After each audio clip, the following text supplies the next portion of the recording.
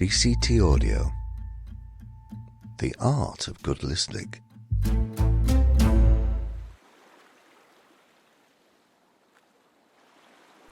For centuries, the ocean has held a fascination with man. Exploration and the discovery of new continents, from Cortes and Columbus to the modern day. But yet, we know so little about the world that covers 71% of the Earth's surface. The ocean holds about 96% of all Earth's water. That's a volume of 320 million cubic miles. 37 of the 50 critical minerals can be found in the ocean and play a significant role in our national security, economy, renewable energy development and infrastructure. The ocean influences and regulates the Earth's climate, acting like the planet's heart, circulating vital heat and moisture around the globe. And less than 10% of the world's oceans have been mapped. Clearly, the ocean plays a significant part in all our lives, but none more so than for Jamie Doxey, a former Royal Marine Commando who has battled with his own mental fitness. His love of surfing gave him purpose and helped him to live in the present moment. So powerful was his own experience that he decided to set up his own company, Operation Poseidon, offering surfing retreats to people that perhaps struggle with their own mental fitness. I caught up with Jamie on the beautiful beach at Saunton Sands in Devon, where he was briefing his latest group of beneficiaries. If anybody doesn't feel comfortable doing the paddle out, that's absolutely fine. However, what I really want to do is get you out the back, sitting on your boards, relaxing and taking in every moment of the surf therapy. Finale! Woo! Everybody ready? Anybody got any questions? Let's go.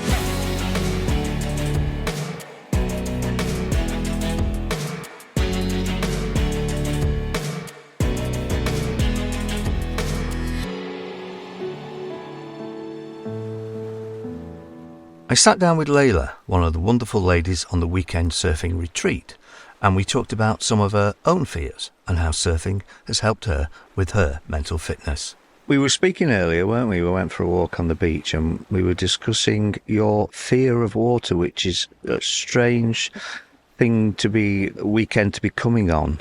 Yes, I have an incredibly irrational fear of water. It's a lot better than it used to be, but yeah, I think I probably saw the film Jaws when I was about 4 or 5 years old. But I'm utterly convinced that there are monsters in the sea. And I know there are monsters in the sea, but... Oh, well, most certainly. Yeah, but I mean, literally my fear was so bad when I was a lot younger that I would have to put a flannel on the plug in the shower to get out. I wouldn't be able to get out of the bath. I'd have to be out of the bath before I pulled the plug out of the bath.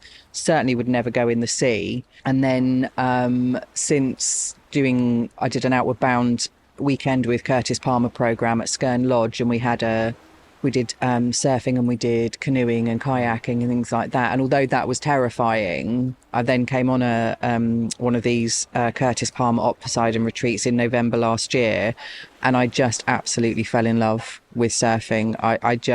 And when I'm out there on the board or trying to be on the board, you can't think of anything other than what you are doing in that moment, and I don't feel that fear that I normally do. But it's a completely irrational fear. There are obviously monsters in the sea, but they're not monsters, kids monsters. But I think it's it's the big unknown. And we were talking earlier, weren't we, about, when you get to the shelf and the abyss and the darkness, and it's just that massive fear of the unknown. So surfing's amazing, and I'm so okay in the water. Even today when we paddled out, and I was like, I have no idea how deep the water is. I'm possibly going to fall off my board, but I'm not going to fret about it. And I did fall off my board, but as it happened, I could touch the floor, which was brilliant. But I'm also doing the tall ship sailing challenge in June with them. So that's quite anxiety inducing, being on a ship. Where do you think your fear of water came from? Like I say, I genuinely don't know. I think I probably did see Jaws as a small child. It was a scary film. Yeah. And in the 70s, there wasn't quite the restrictions on parenting that perhaps there are now. But I think I think it's that fear of the unknown, isn't it? It's that the sea is it's so huge and so. And it's an alien world to us, isn't it? Yeah, absolutely. But you can't be complacent about being in the water. You've got to, you've got to be aware of what's going on. But I think it is just that fear of the unknown. I'm not very good at letting go of control, and I like to know what's going on. So it's obviously taken a lot of courage to face your fears, I suppose. What's helped you do that? I think it's just having that challenge. It's just being able to sort of face that challenge. But I think a lot is being around people who they get the fears, they get the anxieties, they get the stresses in life because of what we do. And I've just got to a point where you can't. I don't feel like I will be living life to the full if I said no to things that I have opportunities to do. And I've absolutely fallen in love with being in the water. I'm never going to get rid of my fear completely. There's always going to be those moments, I know. And even today, when I fell off the surfboard initially and I wasn't sure how deep the water was, I had that initial kind of, oh God. But then I'm like, but it's okay. I'm safe. I've got my board. There's other people here. So it's never going to go completely, but I can't go through the rest of my life not taking a risk. Well, that's interesting, isn't it? Because I think as we get older, the emotion of regret becomes more and more prominent. And as you get older, you think, well, there's less time. Regret is the worst thing of all to live with. And I think it's, I wish I'd done that. Yeah. And as you get older, you kind of think, well, I've had those feelings before. I'm not going to experience that emotion again. Yeah, I feel like for various reasons, I was too scared to do so much when I was younger, and I'm now at a point where I could still be too scared to do it, and I am scared, but I've got nothing to lose. And that sounds really dramatic, but it's just like you've got to give yourself those opportunities. You have to push yourself outside of your comfort zone if you actually want to move in the direction that you want to go. And it just being outside, just being in nature, just even sitting by the sea and watching the waves, it's just incredible, and it just puts into perspective how small and insignificant we really are and how big the world is, and it kind of puts your problems into a little bit more perspective in terms of the big picture. But there's something so healing about being in the water. Yeah.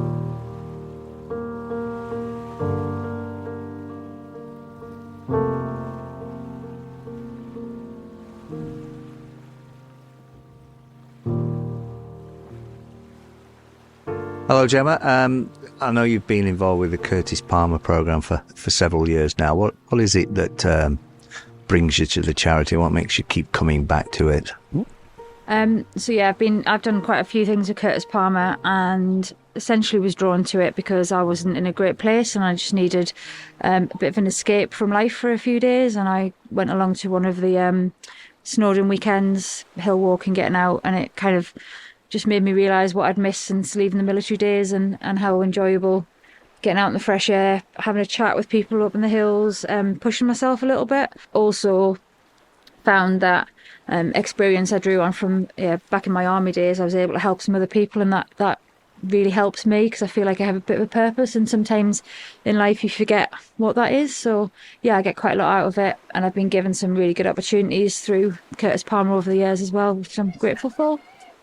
Now we're here on Croy Beach. We were at Salton Beach yesterday, surfing weekend with Jamie and Poseidon. I don't think this is the first one you've been on, eh? No, I'm a repeat offender on this on the surf trips. Really fallen in love with what the weekend's about, and everyone's been that slightly different experience through the different people that have come along them. The weather, progress I've made through surfing. I'm not quite sure I can call myself a surfer yet, but I can stand up on a surfboard, and yeah, they're just really, really enjoyable, great weekends to come on. So what is it about surfing that does it for you, I suppose? It was initially the challenge of learning something new that I'd never had the confidence or opportunity to try before.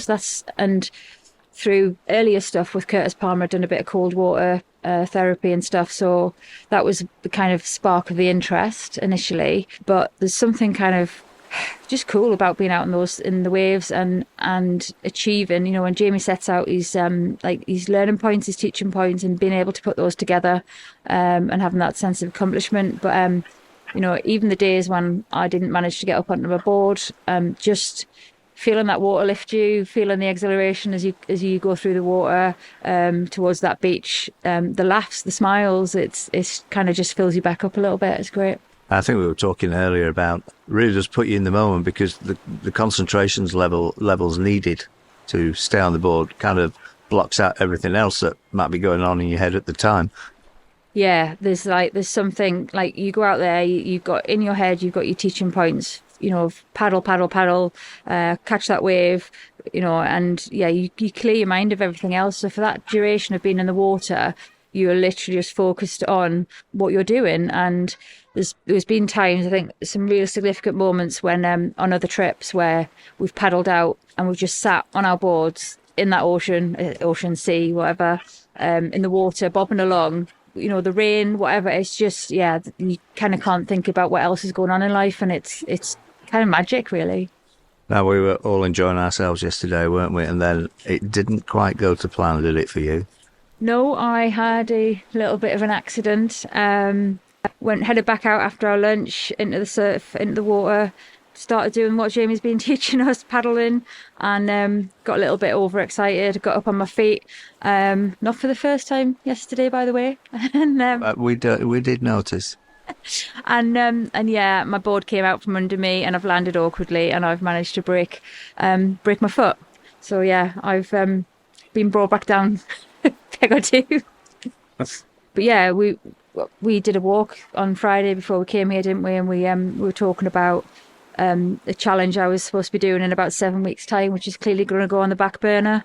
My prep for that's been like challenging, but really good, and really been enjoying that as well. And this is kind of going to put a stop to that, and it sucks, but I'm going to have to get on with it, and you know, use the resilience and all the things I've been taught over the last few years with Curtis Palmer and, you know, all the other stuff that we sort of use to keep ourselves right. And I'm not going to have those for the next few months, and I'm going to have to you know, think of other ways to keep myself happy and focused. But yeah, it's a bit rubbish.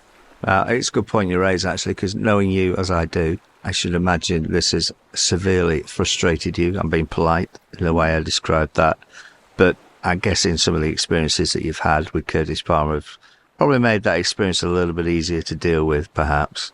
It is frustrating, and you are right. That's not the not the usual way I would describe it. But I say all the things that I use to keep myself mentally well, my fitness, my training, my exercise, my challenges, I'm not going to be able to do.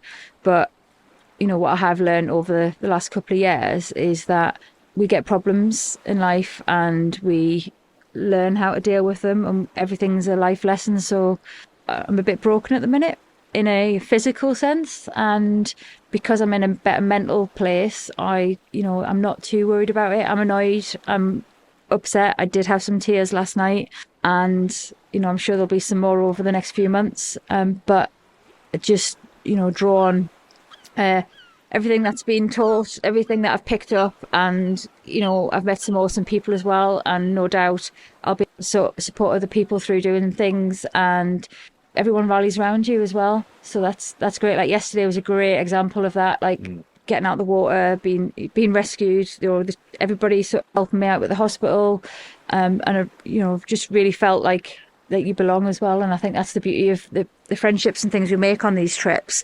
I think in life in general, we don't always get on with everybody we meet, but on these kind of trips, I just think, you know, it's really cool to meet different people from different places, and the connections we make through the shared experiences out in the water and stuff, they're lasting. And I know for a fact that this lot will be picking me up when I get down and all that kind of stuff. So yeah, it's all good. It's all good. I caught up with the man himself, Jamie Doxey, and he explained how and why his surfing retreats came into being. Well, I'm always fascinated by people. I know quite a few people that are former Royal Marines, and they're always very interesting people indeed. So what led you into a path of service with the Royal Marine Commando? In essence, I came home one day after being at college, we'd asked our tutors. I wanted to be in the fire brigade initially. Asked the people at the college what qualifications we needed. They said, you need this qualification. Fire brigade came in, said that I asked them what qualifications we needed, and they said, you don't need qualifications. We like people with life experience, former military, stuff like that. In the afternoon, we had the Marines come in, crack a bit of fizz with us. So I was sat there thinking, I thought, oh, maybe I'll do this. And then I went home, Commando on the Front Line was on, and I said to my mum, they were on the couch watching it, I said, oh, I'm going to do this. And she was like, no, you're not. You'll never do that. And then that was like red rag to a bull, and I was 17, and I was like, yeah, this is happening. Ended up cracking that. You got into the Marines at your first attempt, basically. Yeah, I'm a pretty dedicated person, and you know, with the onlook of the fact, oh well, you know, I might come out at some point and go into the fire brigade, which I haven't done. But yeah, that was the idea behind it. And once I'd got in, I really found, you know, a place where I felt like I belonged, and you know, I enjoyed the company of the lads, enjoyed the job. It was enjoyable for the most part. I got a lot out of it. And in the end, I feel like as though I should have left a little bit earlier. But yeah, in the end, I was medically discharged with mental health issues. So I was based at Chivenor at the time. But not too far away from here. No, that's right, yeah. So while I was at Chivenor, I made the most of the fact that we had surfing available. And when I was in the Marines, I was a diving supervisor and dive instructor. And while I was on the supervisor course, I had spinal and neural bend. I was doing a dive, 40 minutes, 40 metres, 8 minutes of deco. Long and short of it was I had that spinal and neural bend, fast rib back to shore, into the chamber. Yeah, I was in and out of consciousness, bits like that. And at that point then, that stopped me diving. They didn't know why it was until I got further tests and I found out I had a hole in my heart. So diving at that time was my passion. I then kind of pushed it. I couldn't dive then, so then moved further into surfing. While being based here at Chivenor was like, you know, that perfect example of that, like breeding ground really for surfing. So yeah, really put my passion into that. And a huge part of it, of the surfing, is just the active relaxation that you get from it and being entirely in the moment. Well, I was going to ask you, obviously, you know, you disclosed you've got several mental health things that you were dealing with at the time. What has surfing given you that's helped you through those dark times, I suppose? Well, for me, I'll kind of like go into another bit of a ditch so as to why I continued to do surfing. So like when I left, at the time I didn't realise how important surfing was, because I was here and I almost took it for granted because I had it on my doorstep. Yeah. And then when, you know, I left the Marines and moved back up north, and I wasn't able to do that. So, you know, I lost, you know, my family of the Marines. Then I'd lost surfing, which is, you know, a big thing. And I didn't realise how much that would massively affect me. And, you know, my mental health significantly declined. And it was then where one of the days, you know, the therapist kind of said to me, you've got to figure out what you like doing. And I was like, well, I like surfing. It makes you happy. Yeah, exactly. So I went back surfing and I was like, this is what I've been missing. So yeah, in a roundabout way of answering your question, I then sort of rediscovered surfing, realised how much it massively helped my mental health, and almost discovered and thought, well, if it's helping me so much, then, you know, it could definitely help others. So being in the moment, because with surfing, when you're paddling for that wave, when you're riding that wave, there's nothing else. There's nothing else exists, does exactly. it? Yeah. You are entirely in the moment. It's complete mindfulness, because you know you can smell the sea air, you can feel the water on your skin, you can feel the way that wave picks you up and you glide on the water. Yeah, you truly are connected, aren't you, at that point? Yeah, most definitely. So, okay, you got your passion for surfing, but you've now taken it one step further now, aren't you? Yeah, so with realising that surfing massively helped me. I've got a passion, from being in the Marines. I don't know what it was. The reason, again, another one of the reasons I joined was, I wanted to help people. So that's what I feel like I did. And then I lost that again when I left the Corps. So by setting up Poseidon, I've seen how much it can help me, and I've realised that it can definitely help other people. So tell us about Poseidon then. Poseidon, we take people, we join up as a group, and we run surf retreats. So these are largely based in sort of the northeast coast, Scarborough, Saltburn, Caton Bay, and then we run them in Devon as well, on the North Devon coast, and we also run them in Cornwall.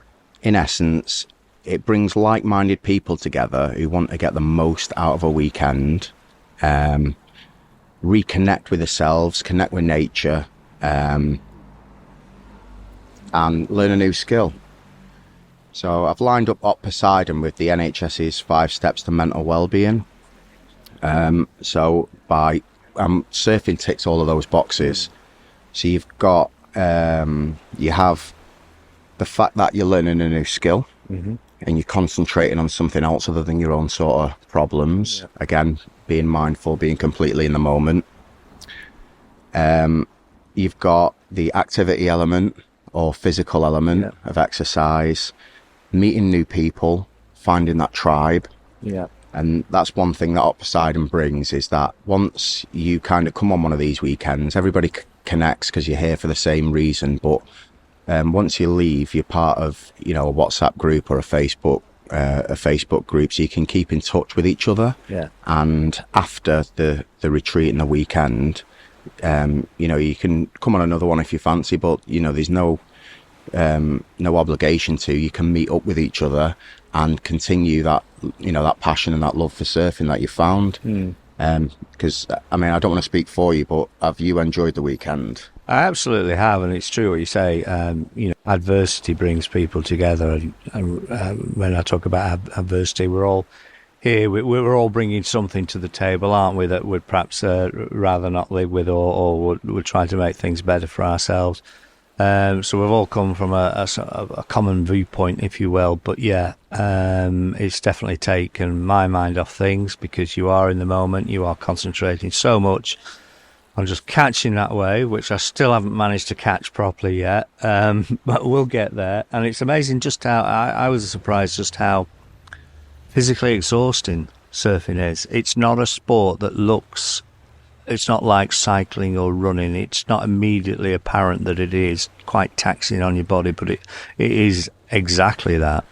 Yeah, so that's one of the great elements of it, because it almost forces you to get into that exercise sort of element of it, because you've got the carrying the board element down to the beach or wherever we're going. I strongly recommend, if you go surfing, don't do it on a low tide. There's a few things in life that we can't change: tides and weather. Yeah, those are two of them. I can book most other things, but yeah. So it is exhausting, but that's one of the great parts about it, is that you get in, you have a good workout, and then we have a bit of food, and you have a great evening sleep. Yeah. Like that, I think you mentioned that yourself. Like after a great workout, you had a great sleep. Absolutely, it was probably one of the best sleeps I've had in about 2 years, I have to say. Yeah, but, you don't have to be physically fit to come on one of these courses. It does help, though. But it will help. That's one of the things. It will help. But if you don't do any exercise, I've had a range of people on these surf retreats. I had a 60-year-old lady who had no interest in surfing but was terrified of the sea, and she said, the main thing that I want to get out of this weekend is I want to get over my fear of the sea. And by the second day, after a third surf lesson, she was in the water, having the time of her life and riding waves on her knees. Bless her. So yeah. Wow. Well, I tell you what, Jamie, you're doing brilliant works. We'll put some details in the programme notes to show how people can get hold of you or further information about the course. But thank you so much for this weekend. I've genuinely enjoyed it. And thanks very much for coming. I've enjoyed having you here. Cheers, mate. Bye. What Jamie is doing is amazing. He is amazing, and so are the kind souls that take part in his surf retreats. It reminds me of a passage written by the American writer Henry David Thoreau. However mean your life is, meet it and live it. Do not shun it and call it hard names. It is not so bad as you think. It looks poorest when you are richest. The fault finder will find faults even in paradise. Love your life, difficult as it is. You must live in the present. Launch yourself on every wave. Find your eternity in each moment. Fools stand on their islands of opportunities and look forward towards another land. There is no other land. There is no other life but this.